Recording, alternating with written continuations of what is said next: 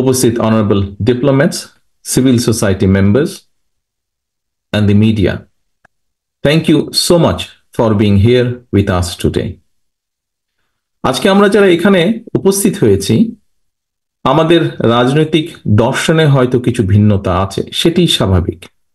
তবে আমি বিশ্বাস করি ভিন্ন ভিন্ন রাজনৈতিক ধারার মাঝেও বৃহত্তর পরিসরে আমাদের সবার মাঝে একটি বিষয় আদর্শিক ঐক্যমত রয়েছে, আর সেই বিষয়টি হলো একটি গণতান্ত্রিক বাংলাদেশ প্রতিষ্ঠা। আমরা সবাই এমন একটি দেশ গড়তে চাই যেখানে আর কখনো ফ্যাসিবাদ বা স্বৈরাচার মাথাচাড়া দিয়ে উঠবে না বা উঠতে পারবে না। আমরা সবাই একটি স্বাধীন ও সার্বভৌম বাংলাদেশ চাই, যেখানে জনগণের অধিকার ও স্বাধীনতা কেউ কেড়ে নেবে না। আমরা সবাই একটি নিরাপদ ও সুরক্ষিত বাংলাদেশ চাই, যেখানে গণ আকাঙ্ক্ষার প্রতিফলন ঘটবে। নির্বাচিত ও জবাবদিহিমূলক সরকার নিশ্চিত করবে জনগণের মালিকানা ও অংশীদারিত্ব। উপস্থিত সুধীবৃন্দ, ফ্যাসিবাদের সময় আমরা তথাকথিত উন্নয়নের রাজনীতি দেখেছি, কিন্তু পতিত সেই রাজনীতির ভিত্তি ছিল দুর্নীতি, দুঃশাসন ও দুর্বৃত্তায়ন।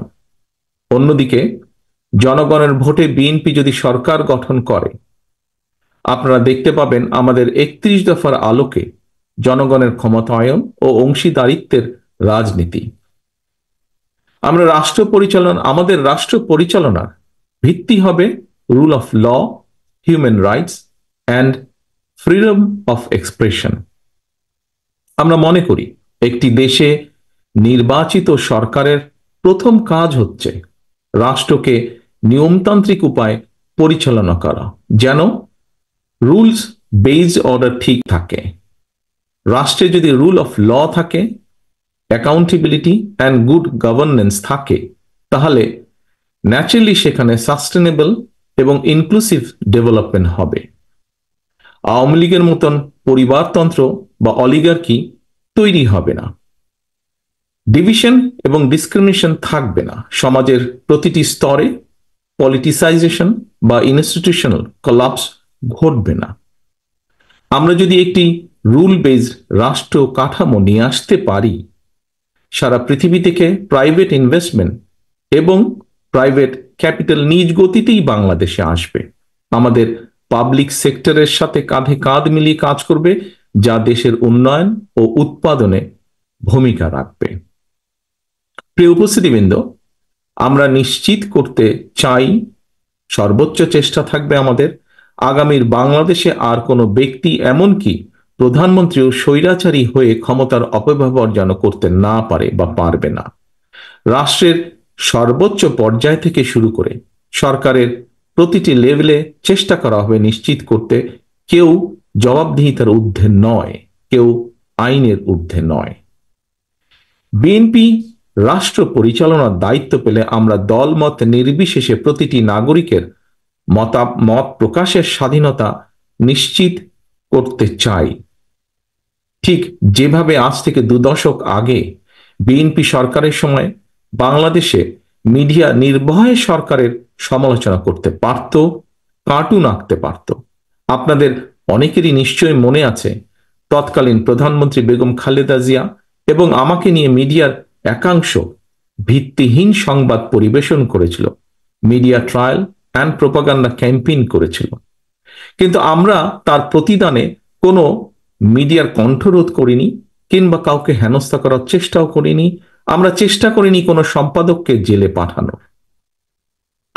গত 16 বছরে আমার নিজের, আমার দলের এবং গণতন্ত্রের পক্ষে শক্তি তথা আপনাদের অনেকের freedom of speech, freedom of expression and freedom of association সম্পূর্ণভাবে হরণ করা হয়েছিল। সে উপলব্ধিকে ধারণ করে আমরা all citizens including human rights activist, social influencers and জার্নালিস্টদের মতামত প্রকাশের স্বাধীনতা নিশ্চিত করার সর্বোচ্চ চেষ্টা করব ইনশাআল্লাহ। আমাদের লক্ষ্য এমন একটি রাষ্ট্র কাঠামো গড়ে তোলা, যেখানে ইউটিউব, ফেসবুক এবং আদার অনলাইন প্ল্যাটফর্মে নিজেদের ভাবনা প্রকাশের কারণে কিংবা প্রধানমন্ত্রী সহ গুরুত্বপূর্ণ ব্যক্তিদের বিষয় মন্তব্যের দায়ে কাউকে যেন হেনস্থা করা না হয়। সত্য গোপন করতে main stream and social media যেন বাধ্য না থাকে। তেমনি মিথ্যা তথ্য দিয়ে সেটি প্রচারেও সরকার কাউকে চাপ দেবে না। তবে প্রিয় উপস্থিতবৃন্দ, দেশ গঠনের দায়িত্ব সবার এবং আমরা মিডিয়ার নিউট্রাল এবং অবজেক্টিভ রোল প্রত্যাশা করি। Extrajudicial killing, enforced disappearance, excessive use of force, politically motivated trial, mass arrest without warrant, and gross human rights violationের যে ভয়ের সংস্কৃতি গত 16 বছরে গড়ে উঠেছিল, জনগণের ভোটে নির্বাচিত বিএনপি সরকারের সর্বোচ্চ চেষ্টা থাকবে সেটি নির্মূল করার জন্য। Universal declaration of human rights এর অনুসারে আমরা নিশ্চিত করার চেষ্টা করব প্রতিটি নাগরিকের মানবিক ও মৌলিক স্বাধীনতা।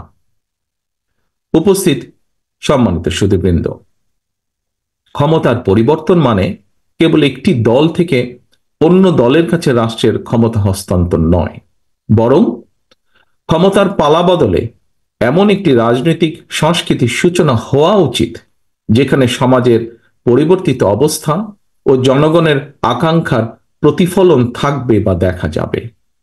ফ্যাসিবাদের পতনের পর গত 3 মাসে বিএনপির জাতীয় নেতৃবৃন্দ এমন অনেক উদ্যোগ গ্রহণ করেছেন যাতে রাজনীতিতে আধুনিকায়নের উন্মেষ ঘটে। সেই সব উদ্যোগকে তারুণ্যের উদ্দীপনায় দেশ জুড়ে প্রতিপালন করেছে বিএনপির তৃণমূল। ফলে আপনারা দেখেছেন অতীতের মতোই কিভাবে বিএনপির নেতাকর্মীরা বন্যার সময় সর্বোচ্চ সাংগঠনিক শক্তি ও সাহায্য নিয়ে জনগণের পাশে দাঁড়িয়েছে। গণ অভ্যুত্থানে শহীদ ও আহত পরিবারগুলোকে আন্তরিক সহায়তা প্রদানের চেষ্টা করেছে। জনদুর্ভোগ এড়াতে মোটরসাইকেল বহর বা শোভাযাত্রা থেকে নিজেদের বিরত রেখেছে বা রাখার চেষ্টা করছে। পলিটিক্যাল প্রোগ্রাম শেষে অত্র স্থান ক্লিন এবং টাইডি রাখার চেষ্টা করছে। নগরের দেওয়াল থেকে ব্যানার এবং পোস্টারগুলো অপসারণ করছে বা করার চেষ্টা করছে। ত্বরান্বিত করার চেষ্টা করছে জনসম্পৃক্ত এবং সমাজ বান্ধব রাজনীতিকে। আপনাদের নিশ্চয়ই মনে আছে শেখ হাসিনার 16 বছরের শাসন আমলে আওয়ামী লীগের নেতাকর্মীরা সীমাহীন খুন, হামলা, ধর্ষণ ও চাঁদাবাজির মতন অপরাধে জড়িয়ে পড়লেও দলীয়ভাবে তাদের শাস্তি দেবার কোনো ইতিহাস নেই বললেই চলে। সাম্প্রতিক ঘটনাবলী থেকে দেখা যায় 1,500-এরও অধিক গণতান্ত্রিক মানুষকে গণ অভ্যুত্থানে হত্যা করার পরেও আওয়ামী লীগের কোনো নেতার কোনো অনুতাপ, অনুশোচনা বা আত্মসমালোচনার নজির নেই। অপরদিকে আমরা সবাই জানি বিএনপির 60 লক্ষ নেতাকর্মীর বিরুদ্ধে মিথ্যা মামলা রয়েছে, সেই সময় দেওয়া হয়েছে। তারপরেও এত বিশাল সংগঠনের নাম ব্যবহার করে কেউ বিচ্ছিন্নভাবে কোনো অপরাধে জড়িত হলে তা জানা মাত্রই আমরা দ্রুত সাংগঠনিক ব্যবস্থা গ্রহণ করেছি। 5ই আগস্টের পরে দেশে ল অ্যান্ড অর্ডার সিচুয়েশন ভেঙে পড়েছিল, ছিল পুলিশের অনুপস্থিতি। সেই সময় দলীয়ভাবে বিএনপি সাধারণ মানুষের পাশে দাঁড়িয়েছে, দেশকে আগলে রাখার চেষ্টা করেছে, নিশ্চিত করার চেষ্টা করেছে জননিরাপত্তা এবং রাষ্ট্রের স্থিতিশীলতা। প্রতিহিংসার রাজনীতিতে না জড়িয়ে সহিংসতাকে প্রতিহত করেছে এবং সহ অবস্থান নিশ্চিত করেছে। প্রিয় উপস্থিতিবৃন্দ, ফ্যাসিবাদের দোসরদের ঠেকাতে পুজোর সময় বিএনপির নেতাকর্মীরা মন্দির ও উপাসনালয় পাহারা দিয়ে হিন্দু, খ্রিস্টান, বৌদ্ধ সহ সকল মানুষের সুরক্ষায় পাশে দাঁড়িয়েছে।